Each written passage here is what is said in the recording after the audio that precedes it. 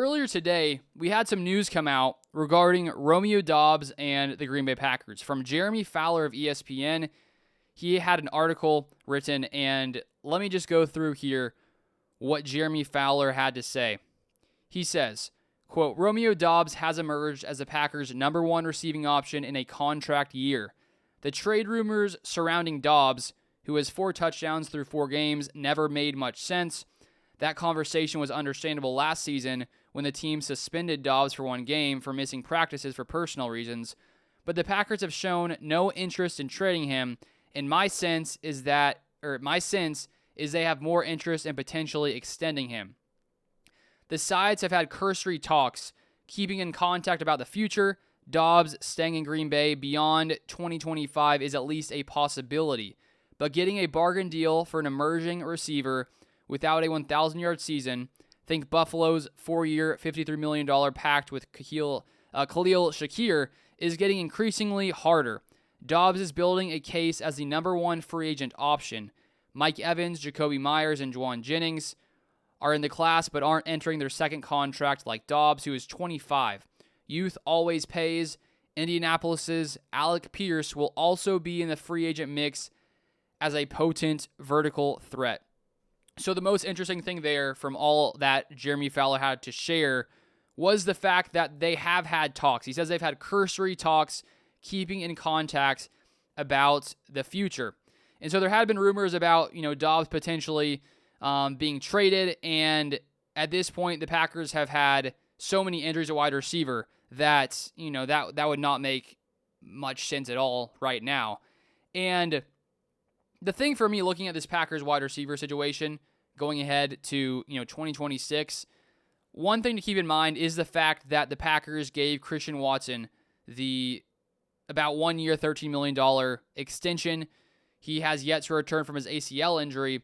And so before the Christian Watson injury, you had Doubs and Watson coming into the final year on their contract deal.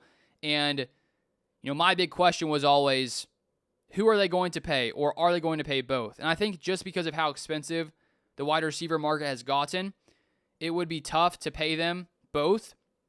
But now, because Christian Watson did get that 1 year, $13 million deal, that does make it, at least if you compare it, let's say Watson had stayed healthy and he got, 20-something million dollars. If the Packers felt they wanted to pay him that, you'd say, do you want to pay, 2 guys $20+ million when it comes to Watson and Doubs? At least now, if you were to pay both, I think there's a way you can, just because Watson's deal is somewhat cheap in comparison to the rest of the wide receiver market. But I think now the big question becomes is, what is Romeo Doubs looking for in his contract?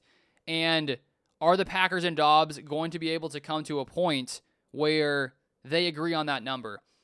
If I had to guess right now, I would not be surprised if the Packers and Doubs end up being too far apart in contract negotiations, just because I think when it comes to the Packers and the wide receiver core, they have so many different weapons, which leads to the ball getting spread out a ton, which also leads to Romeo Doubs never having a massive year statistically.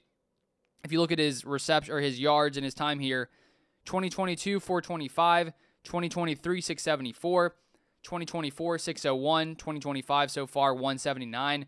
So never over 674 receiving yards. The thing is, I don't think that has anything to do with Romeo Doubs' ability as a receiver.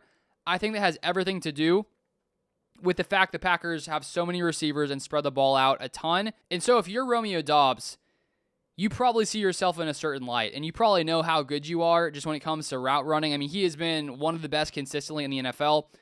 Just some stats right here. Per fantasy points data with receivers at least 25 routes, Doubs currently is 12th in the NFL in route win rate. You look at last year, he was 3rd. So he is one of the best route runners in the NFL. And I think that if Doubs were to be in a situation where there's less target competition, I think that we could see him put up a 1,000-yard season. But in Green Bay, there's so many mouths to feed, and Jordan Love is totally fine to spread it out, to target his tight ends like Tucker Kraft, to target Wicks, Golden, all these other guys as well. there's so much competition here. And so I do wonder what the Packers would offer Doubs and what they'd be comfortable to pay, because you would assume, I mean, they're trying to get the best deal for the Packers and give guys what they think they're worth while also not, overspending. But I wouldn't be surprised if the Packers are trying to use his stats and say, well, we can't pay you more than this because you only did this. And I could see Doubs on the other hand saying, well, it's because there's so much wide receiver competition here. If I was somewhere else, I could make more.